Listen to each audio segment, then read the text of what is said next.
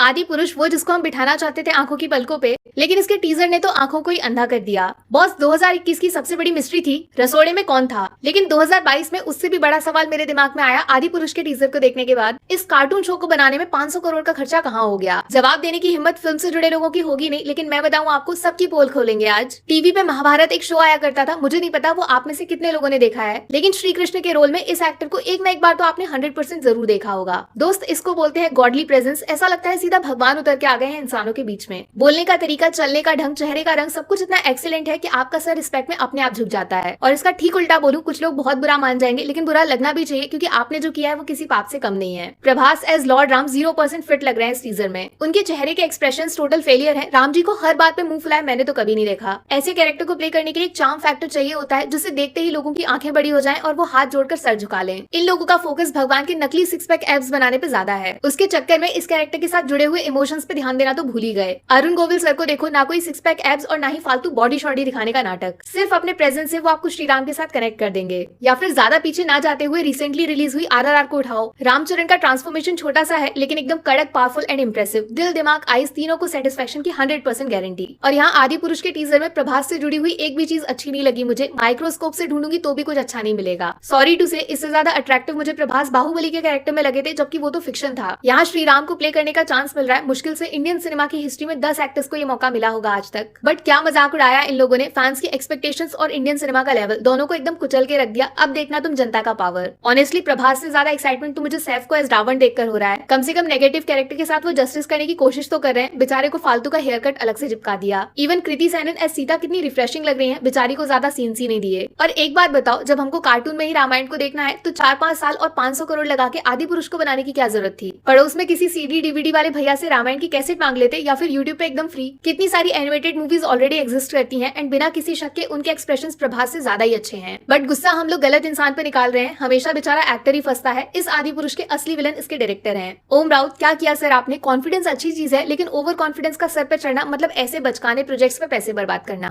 VFX और CGI के नाम पे ये आप क्या चूना लगा रहे हो ऑडियंस को। हम नर्सरी में पढ़ने वाले बच्चे हैं क्या। इतना पुअर एनिमेशन, वो भी एक टॉप लेवल बॉलीवुड फिल्म का। जितना ज्यादा सोचोगे उतना और ज्यादा गुस्सा आएगा। फैक्ट है ये बात। जब बजट में पैसा पानी की तरह बह रहा है तो असली एक्टर्स को कास्ट करो ना। ये सब रोल में फालतू के कार्टून क्यों बना रहे हो। अब तो सिर्फ एक नाम दिमाग में आता है, SS राजामौली। बस इनका ही सहारा है। बाकी किसी से उम्मीद लगाना मतलब दिल के टुकड़े करवाना। इसीलिए मैंने बोला था ब्रह्मास्त्र को सपोर्ट करना जरूरी है। कम से कम वो VFX CGI के क्वालिटी लेवल को ऊपर उठाने के एफर्ट्स तो डाल रहे हैं। वहाँ जो लोग एक्सपर्ट बन के फिल्म की बेइज्जती कर रहे थे, अब बॉस आदि पुरुष के टीजर के बारे में क्या ख्याल है आपके। सच सच बोलूं, बिना किसी फिल्टर के, फिल्म का बजट हाई है क्योंकि एक्टर्स की फीस आसमान छू रही है, लेकिन बदले में उनका काम टोटल फेलियर है। पैसे लेते हैं, घर चले जाते हैं बस। और फिल्म के मेकर्स का पूरा ध्यान ऑडियंस का सेटिस्फेक्शन या फिर सिनेमा की क्वालिटी पे नहीं, सिर्फ यूट्यूब पे लाइक्स और व्यूज के रिकॉर्ड्स बनाने पे है। और चढ़ाओ इन लोगों को सर पे। आप सोचते हो ना हमारी हिस्ट्री को बड़े पर्दे पे दिखाएंगे, फिल्म के मेकर्स कितने एक्साइटेड होंगे। घंटा, ये लोग सिर्फ आपको ATM की तरह इस्तेमाल करना चाहते हैं। रामायण महाभारत जैसे सब्जेक्ट्स को सिलेक्ट करके बुरा लगे तो लग जाए, उससे सच नहीं बदलेगा। अगर कल्चर रिलीजन पे कोई बढ़िया फिल्म देखना चाहते हो ना तो कंटारा देखो। एकदम पावरफुल एंड डिवाइन एक्सपीरियंस है। इसको बोलते हैं भगवान को रिस्पेक्ट और ट्रिब्यूट देना। थिएटर से बाहर निकलोगे तो इंडियन सिनेमा के लिए दिल में इज्जत 100 गुना बढ़ जाएगी। वैसे एक बात बोलूं, इस पूरे टीजर में सिर्फ एक इंसान का काम अच्छा लगा मुझे, और वो टेक्निकली इस टीजर में मौजूद भी नहीं है। शरद केलकर की वॉइस जो प्रभास को हिंदी डबिंग में प्रेजेंट कर रहे हैं, इनका इफेक्ट जोरदार है, वरना टीजर सच में टोटल गार्बेज बन जाता। बोलो जी, अब आपकी बारी। आदि पुरुष के टीजर को बचाने का कोई बहाना तैयार कर रहे हो, या फिर इंडियन सिनेमा को ऐसे चूना लगाने वाले स्कैम से बचाने का कोई रास्ता ढूंढना चाहते हो। मर्जी आपकी, जो दिल में आ रहा हो, जैसा फील हुआ वैसे का वैसा नीचे लिख दो। पब्लिक इज द किंग, भूलना मत।